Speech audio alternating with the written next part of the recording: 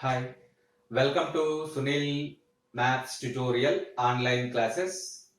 Real analysis class number 16 sequences. One of the simple and important theorem, Cauchy first theorem on limits. Cauchy first theorem on limits. The statement of the theorem is if limit n tends to infinity Sn is equals to L, then limit n tends to infinity S1 plus S2 plus and so on plus Sn is equals to L. If limit n tends to infinity Sn is equals to L, then limit n tends to infinity S1 plus S2 plus and so on plus Sn is equals to L. Let us prove this theorem. Let Sn be a sequence such that limit n tends to infinity Sn is equals to L. Let us take Sn be a sequence and limit n tends to infinity Sn is equals to L. Define a sequence Tn as follows. Tn is equals to Sn minus L for all Tn is equals to Sn minus L for all small n belongs to capital N. Define a sequence Tn is equals to Sn minus L for all small n belongs to capital N. Now, because find the limit n tends to infinity, Tn is equals to limit n tends to infinity Sn minus L. It can be written as limit n tends to infinity Sn, L is independent of n, L minus L is equals to 0. Therefore, we prove the fact limit n tends to infinity Tn is equals to 0. Limit n tends to infinity Tn is equals to 0. Therefore, we conclude that is for each epsilon greater than 0, there exists a positive integer m such that mod Tn minus 0 less than epsilon for all n greater than or equals to m.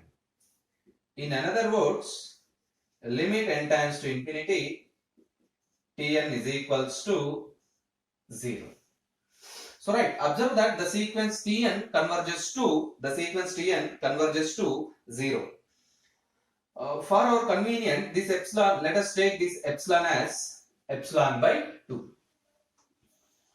Let us continue. Since limit n tends to infinity Tn is equals to 0. Since limit n tends to infinity Tn is equals to 0. What it means? The limit is very finite number. The sequence Tn is bounded. Let us write the definition of bounded. There exists a positive constant k belongs to R plus such that mod Tn is less than k. For all n greater than or equals to mod Tr less than k for all n greater than or equals to for all not n greater than or equals to for all small r belongs to z plus or natural numbers.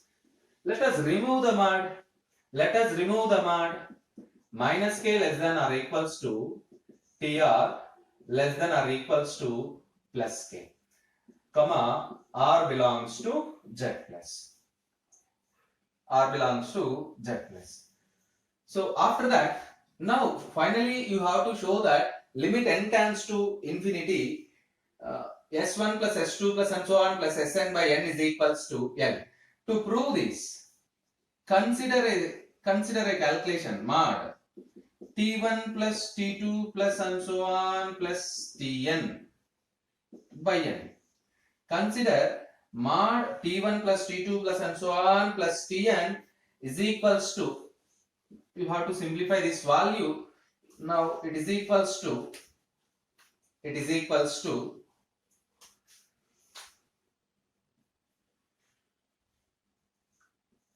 t1 plus t2 plus and so on plus tr plus tr plus 1 plus tr plus 2 plus and so on plus tn divided by n, which can be written as mod t1 plus t2 plus and so on plus tr. This is treated as first term plus tr plus 1 plus tr plus 2 plus and so on plus tn. This treated as second term. If you split the mod, then which is less than or equals to mod t1 plus t2 plus and so on plus tr by n plus mod tr plus 1 plus tr plus 2 plus and so on plus tr plus 1 by n, which is less than or equals to 1 by n into mod t1 plus mod t2 plus and so on plus mod tr plus 1 by n into mod tr plus 1 plus mod tr plus 2 plus and so on plus mod tr plus d, and the last term is tn.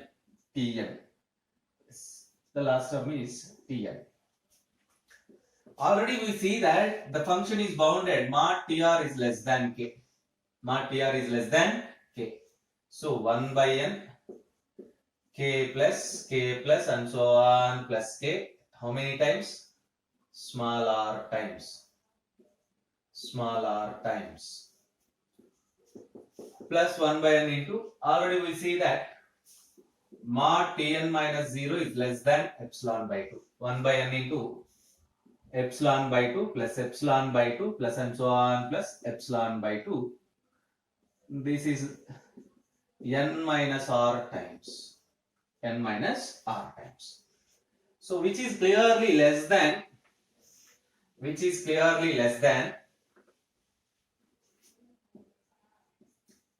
kr by n plus 1 by n into n minus r into epsilon by 2. By making 1 by n common, which is less than, by making 1 by n common, k plus n minus r into epsilon by 2. K plus n minus r into epsilon by 2. K plus n minus r into epsilon by 2. By making not k, kr, it can be written as 1 by n into k minus 1 plus k minus 1 r plus n into epsilon by 2. By making r also common, r by n into k minus 1 plus n by r into epsilon by 2. K minus 1 plus n by r into epsilon by 2. This condition is completely less than epsilon. This is less than epsilon if r by n is less than epsilon. This condition is less than epsilon if r by n is less than epsilon. Therefore, finally we prove that mod t1 plus t2 plus and so on plus tn by n minus 0 is less than epsilon. This holds when r by n is less than epsilon. Whenever r by n is less than epsilon. Taking limit n tends to infinity on both sides. Taking limit n tends to infinity on both sides. If you take limit n tends to infinity, t1 plus t2 plus t3 plus and so on plus tn by n minus 0 is equals to 0 because epsilon is arbitrarily small. So let us treat it as 0. It implies limit n tends to infinity t1 We know that Tn is equals to Sn minus L. What is T1? S1 minus L, S2 minus L, S3 minus L, plus and so on, plus Sn minus L divided by N is equals to 0. Which implies us limit n tends to infinity S1 plus S2 plus and so on plus Sn by N minus NL by N is equals to 0. Which implies limit n tends to infinity S1 plus S2 plus and so on plus Sn by N get cancelled, minus L shifted to right side, you get L. This is the required condition. Therefore we conclude that if limit n tends to infinity Sn is equals to L, then limit n tends to infinity S1 plus S2 plus and so on plus Sn by N is also equivalent to L.